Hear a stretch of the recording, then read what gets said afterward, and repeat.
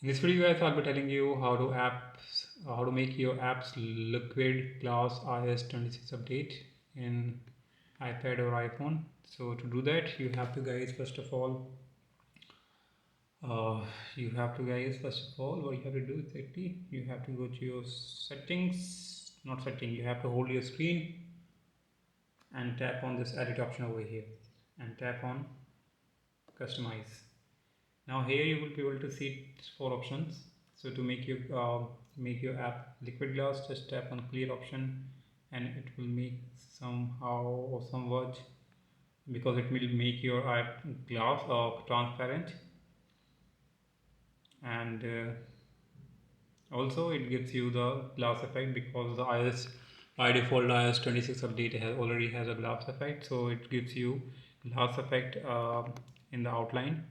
So yep, hope you like it, guys. Subscribe for more video. Till then, bye.